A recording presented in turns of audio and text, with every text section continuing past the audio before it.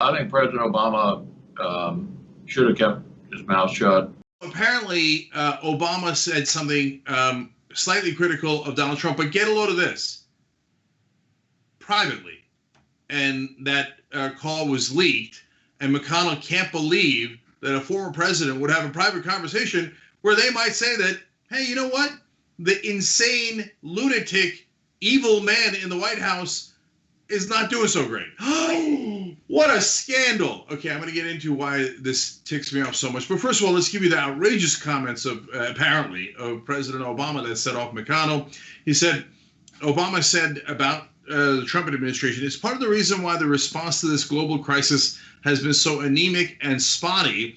It would have been bad even with the best of governments. It has been absolutely chaotic disaster when that mindset of what's in it for me and to heck with everyone else is operationalized in our government. Wow. Scandal indeed. He used the word anemic and spotty. And he said heck, John. He said heck. Okay, and he said it on a private phone call to friends. How could the president have done this, John? Let's have a legitimate debate over it.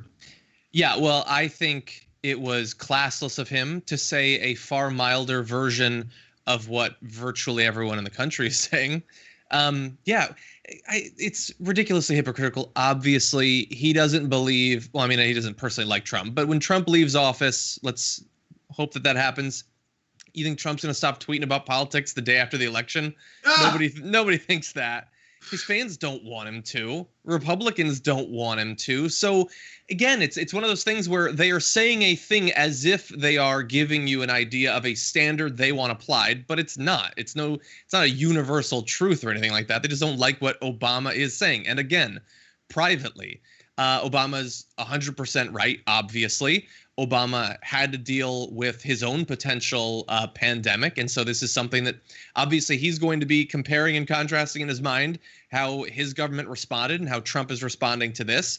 And if you care at all about the country and its people, whether you served as a public servant or not, you're going to have opinions about this. That's the most natural thing in the world. Yeah, in fact, I'm going to criticize Obama in the opposite direction in a second. First, let's give you McConnell's whole conversation here with a Trump, a family member. So that's where he brings in the line that John referenced, classless. So get a load of this. President Obama should have kept his mouth shut. You know, we know he doesn't like much this administration is doing. That's understandable. But I think it's a little bit classless, frankly, to critique an administration that comes after you. You had your shot. You were there for 8 years. I think the tradition that the Bushes set up of not critiquing the president who comes after you is a good tradition. Okay. Oh, my God. Etiquette has been breached. Oh, there was a tradition that was set, by the way, it was not set by the Bushes. It's been around for a long, long time in America. That is why Obama, I think, has done a terrible job of opposing Trump. I'm going to get to that in a second. But the idea that McConnell would say that Obama is classless when he's defending Donald Trump, the most classless person in American political history, and no one could argue otherwise. His followers are proud to be called deplorables. I don't even think the most deplorable of the deplorables would argue that Trump is classy. They like him because he has no class. And so to say that Obama, I mean, of all the critiques or criticisms or insults that you could do of Obama, I don't know anything less factually based than classless. And and get a little of the irony of saying that, hey, you know what? Obama's breaching etiquette, so I'll tell him to keep his mouth shut. Does that sound like good etiquette? Okay. And I mean, look, I give you literally over 1,000 tweets and 1,000 videos about Trump to prove my point. I'll give you one from today. He declares in capital letters, Obamagate makes Watergate look small time. He was asked by a reporter what Obamagate is, and he's like, everybody knows. No, nobody knows. You made it up. It's not a thing. There was no crime. Maybe you think Obama being Obama is a crime. They're like, oh my God, we had a black guy in office, or whatever you think. He personally insulted you during the White House Correspondents' Dinner once, and you apparently have never let that go. What the hell is Obamagate? So get a load of McConnell's rules, John. Donald Trump can say the most horrific things about Barack Obama, make up crimes he didn't commit, not even specify what the hell they are. Apparently, it pressures Justice Department to look into those non-existent crimes. He could make up a birth or conspiracy theory about Obama. He could say terrible things about Bush and every other president and every other living politician, and dead ones too. But my God, can you believe Obama in a private conversation? So you look, we don't have to go into the hypocrisy again, but John, let's talk about the media reaction. Because to me, they let McConnell get away with it.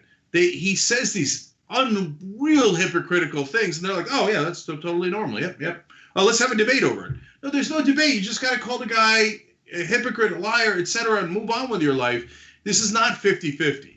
Yeah, 100%. I think that what he should have done, McConnell, is he should have shut his mouth. I mean, there was a tradition set up by Harry Reid that he didn't criticize Bush, once he was the former president. And that was a fine and glorious tradition that's now being ruined. No. And it wasn't a public comment anyway, even though it should be a public comment. Look, if presidents want to, move on from their post and mostly lead a private life, I get that, but they still obviously should have some sort of like skin in the game a little bit. And there's a lot. Look, we obviously disagree with Barack Obama on quite a number of the things that he did as president, but there are Americans that still admire him, and in one of the most chaotic times of our life, probably want to hear more from Barack Obama. I don't know why, if there is a market for that, why he wouldn't provide at least a little bit of a response. And it's an election. Of course he's going to get involved. It's all so thoroughly fake from floor to ceiling. And Mitch McConnell, you're right. The media has done so much work in trying to shield the American people from understanding who he really is, pretending that there's an ounce of dignity in him. No, he's an incredibly pragmatic, hypocritical, valueless politician. That's all. He's done a good job from the point of view of his side. But no, there's no class, there's no dignity, there's no respect for tradition. They stole a Supreme Court seat. He doesn't get to hide behind any of that stuff. Yeah, and so now to turn to Obama, I agree with you completely, John, and I'll go further as usual. There's some on the right are saying, oh, yeah, like this call was leaked. He meant to say this, so it's not really private, it's public. Point number one, who cares? Point number two, if you're right, then then Obama should speak up publicly and be much louder. I don't care if you're right or not. For God's sake, get in the game, man. Etiquette with Trump in office and 83,000 people dead from coronavirus, let alone every other disaster. We're talking about etiquette. Like Trump doesn't listen to etiquette or rules, written or unwritten, or laws. And Obama's worried about etiquette. Here, I'll give you another quote from that call. He said, I'm hoping that all of you feel this. He's talking to a lot of his former administration officials, or two or three of them on the call. He says, I'm hoping that all of you feel the same sense of urgency that I do. Whenever I campaign, I've always said, this is the most important election, especially obviously when I was on the ballot. That always feels like it's the most important election. This one, I'm not on the ballot, but I'm pretty darn invested. We got to make this happen. Whoa, I didn't know you would come on fire like that. You're pretty darn invested? Wow. Light them up. Yeah. Light them up. So if this is the strongest Obama has, and if, let's say, the critics are right, he says he's pretty darn invested and then leaks that call. Ooh. This is exactly why Democrats lose elections. Yeah, you know that he's pretty darn invested when the only way you can tell is when a call is leaked. And look, there might have been elections in the past where the previous president of that party could have sat it out. Sometimes they even want them to do that. Not this time, not with this candidate, especially Joe Biden, who ran his campaign on, I know this guy, Barack Obama.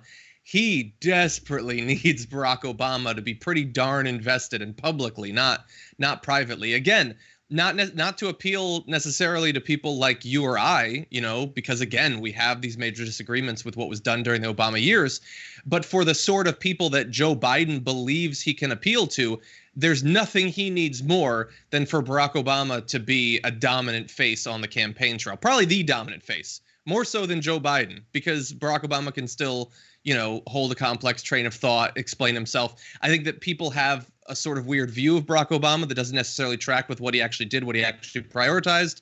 But from Joe Biden's point of view, just pragmatically, if he expects to win the election, he desperately needs Barack Obama to be pretty darn invested in fact and not just in word. Yeah, so Barack Obama is, according to the polling, the most popular politician in the country still to this day. So you want to get in the game? Or you're going to sit there and make private calls, leaked or otherwise? So, and I mean, look, I know that he's being partly self-effacing in the beginning of that statement, talking about like, hey, normally the ones I'm in are the most important elections. I assume he's saying that somewhat tongue-in-cheek. But if him even saying like, hey, I'm pretty darn invested in this one, even though I'm not on the ballot, it's just offensive. We're all invested. I mean, our lives are on the line here.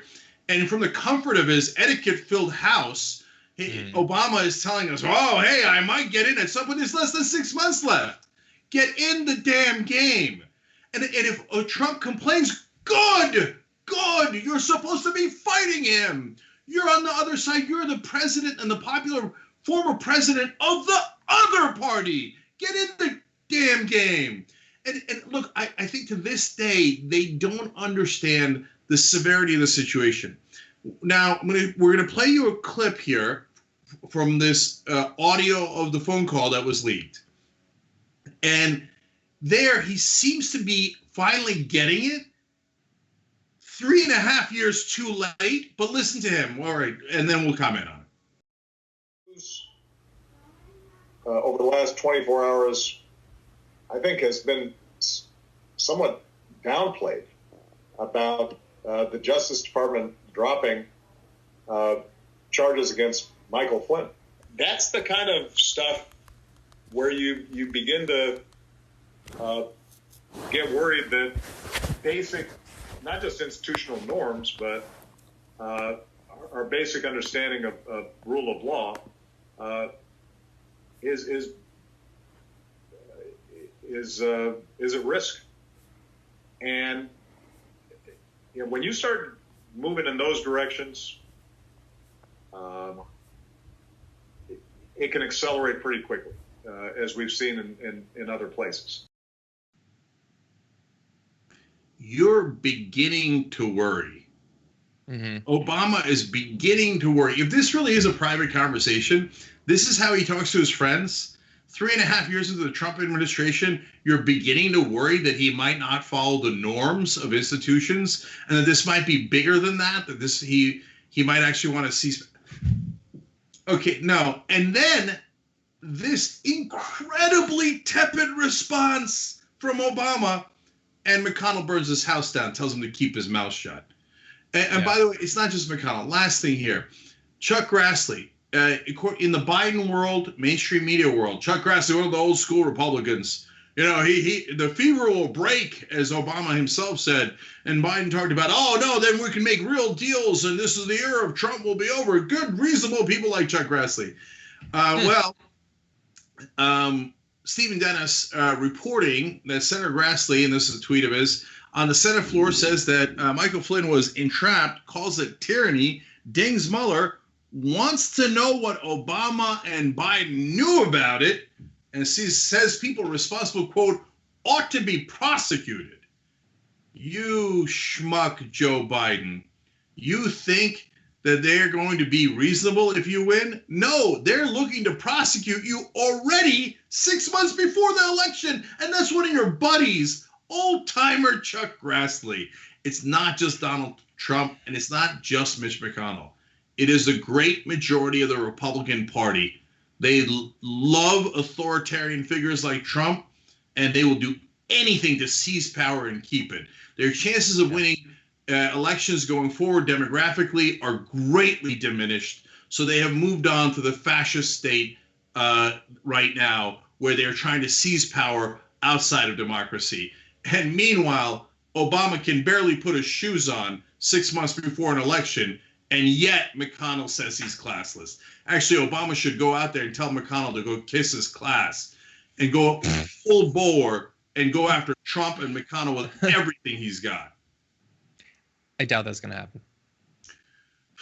If Obama doesn't tear into Trump, which he's not going, he doesn't tear into anybody. Although, to be fair, he did it against McCain and Romney when it was his class on the line. So it's whether it was tongue-in-cheek or not, he's actually quite serious. When he's running an election, Obama can be quite vicious. Yeah, election Obama's very different. We might end up seeing that. I mean, there's going to be less rallies, less big speeches because of the nature of the pandemic and everything. But that is what Biden needs. Is he needs that, not the Biden, not the Obama where I know JR in cutting that must have been thinking, man, Obama really did take some long pauses. That like trying way too hard to be contemplative, you know. No, they need fired up Obama, and so far he can say he's invested, but that's what we need, and we're not seeing it. Yeah, we're not seeing it at all. Get in the game. Thanks for watching The Young Turks. Really appreciate it. Another way to show support is through YouTube memberships. You'll get to interact with us more. There's live chat emojis, badges.